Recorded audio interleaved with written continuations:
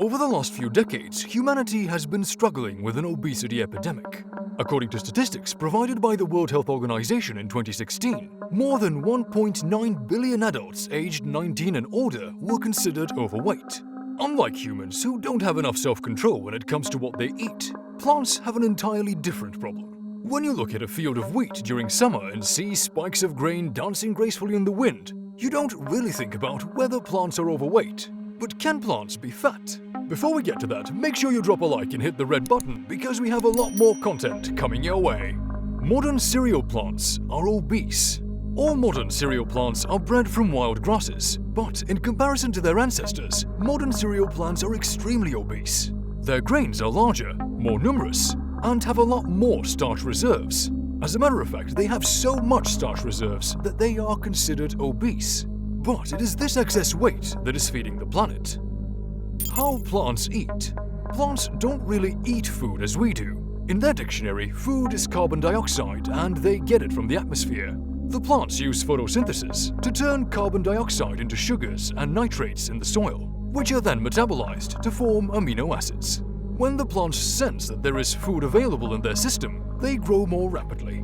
The reason why they can do this is that they monitor the concentration of amino acids and sugars in their tissues. This system works on a feed-forward principle. But plants are even more special than that. They are genetically programmed to grow in a certain way so they can produce the right tissues, of the right size and at the right time. Also, when the weather turns bad, they can stop growing to prevent any damage. This also means that plants know when to turn down the food production system. If the food begins to accumulate, a signal is triggered and the plants stop eating so they don't become overweight. But what if we could tweak these control mechanisms? It turns out that people have asked this question before. Experiments with sugar control systems say that it is very much possible to tweak control mechanisms to make the crops even more obese. One of the key sugars monitored by the plants is trehalose 6-phosphate. So, a group of researchers from agrochemists Syngenta and Rothamsted Research decided to make a tiny genetic modification to maize plants. The modification helped them prevent the accumulation of trehalose 6-phosphate. This allowed them to trick the plants into thinking that they weren't producing enough sugar, which made them increase their production.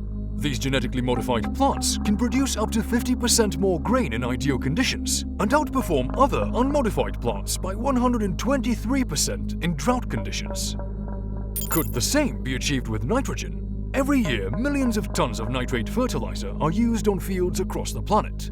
But a lot of it ends up being wasted because crops can absorb it all. Additionally, rain makes the nitrate fertilizer run off the fields and pollute the nearby lakes and rivers. However, if the same experiment could be engineered for the nitrogen control system, a lot could change. We would get higher yields and could possibly end the nitrogen fertilizer runoff. For the last few decades, researchers tried to learn how to hack the nitrogen appetite control system, but they weren't successful. However, a Swiss-German team accidentally discovered when the plants are full of nitrogen.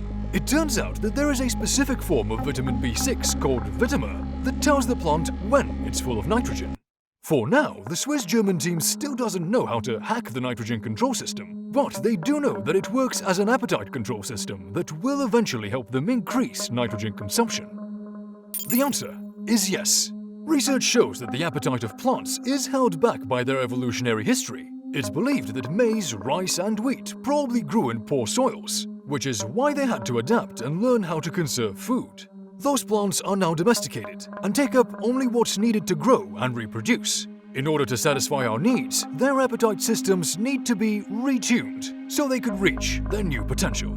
So, can plants be fat? The answer is yes. But with a bit more research, unlocking their full potential could increase their production and potentially help end hunger in many countries around the world.